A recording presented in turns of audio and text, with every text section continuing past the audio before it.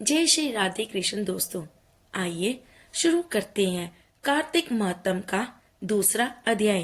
श्री कृष्ण गोविंद हरि मुरारी, हे नाथ नारायण वासुदेवा।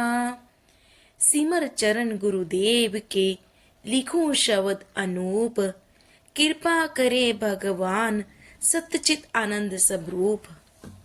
भगवान श्री कृष्ण बोले, हे प्रिय, उधर गुणवती ने अपने पिता तथा पति का राक्षस द्वारा मरण सुना तो वह दुखित होकर विलाप करने लगी। वह बोली, हे प्राणनाथ, हे पिता, तुम हमको त्याग कर कहाँ चले गए? अब मैं आप लोगों के बिना असहायनी हो गई हूँ। अब मैं क्या करूँ? अब मेरा भोजन वस्त्र आदि से कौन पालन पोषण करेगा? कोई कार्य भी करने का सुहूर मुझे नहीं है। अब कौन स्नेह से मुझ का पालन करेगा? मैं कहाँ जाऊं, कहाँ रहूं, क्या करूं? हाँ, मैं ऐसी घृणित हो गई। मेरे ऊपर देव का कोप हुआ है। अब मैं किस तरह जीऊं? मैं बड़ी पापिन हूँ।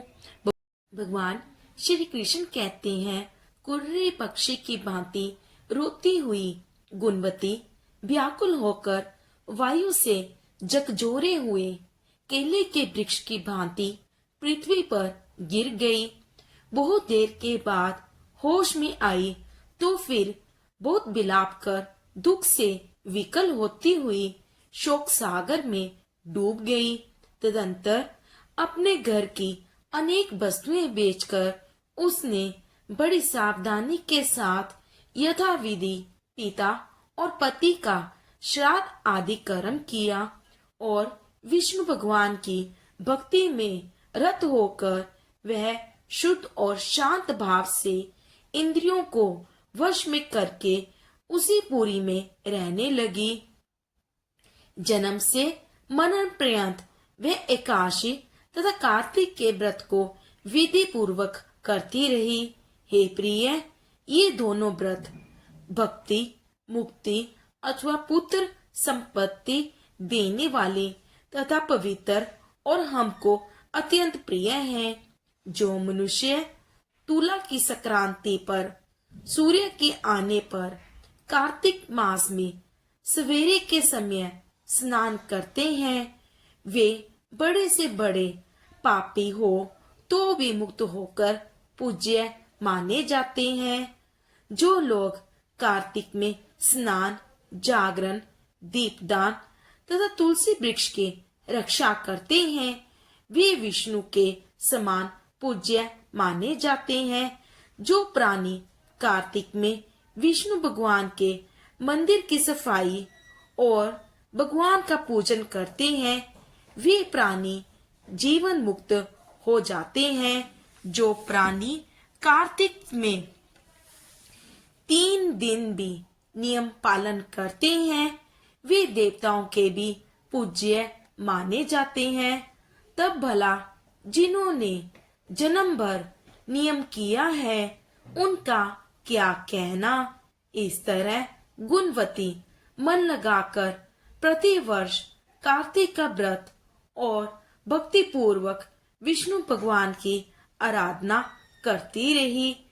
एक समय की बात है, गुणवती रोग के कारण दुबली और ज्वर से पीड़ित थी।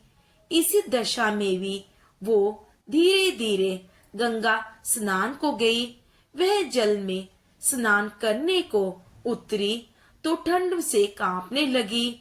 उस विहल अवस्था में ही उसने गगन मंडल से आते हुए एक विमान को देखा।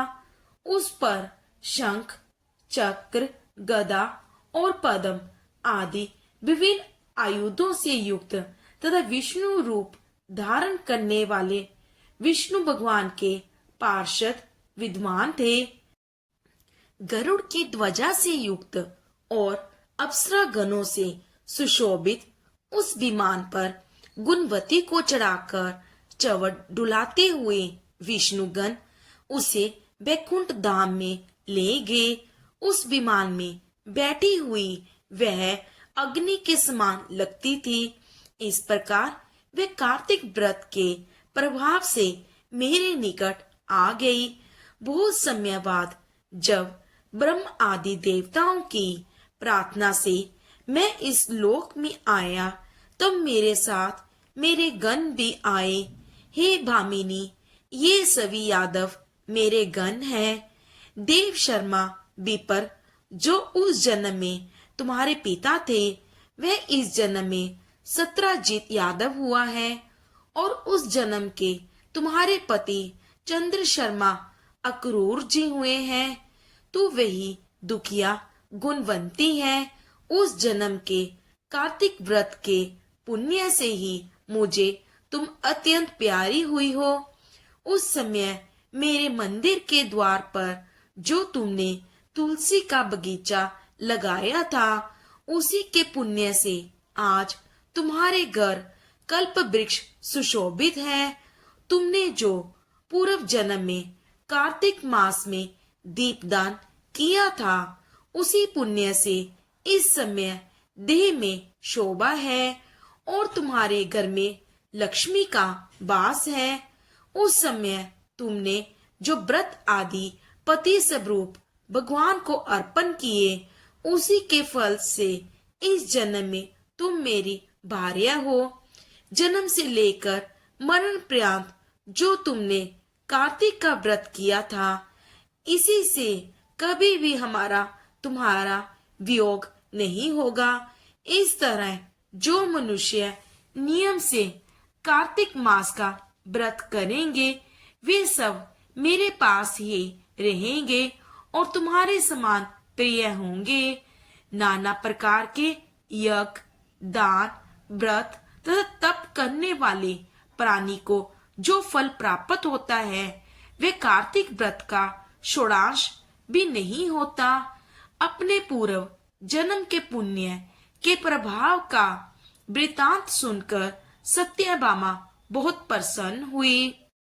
इस प्रकार कार्तिक महात्म का दूसरा अध्याय समाप्त हुआ।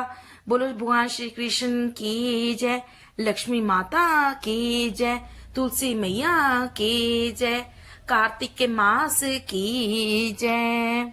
कल हम सुनेंगे कार्तिक महात्म का तीसरा अध्याय।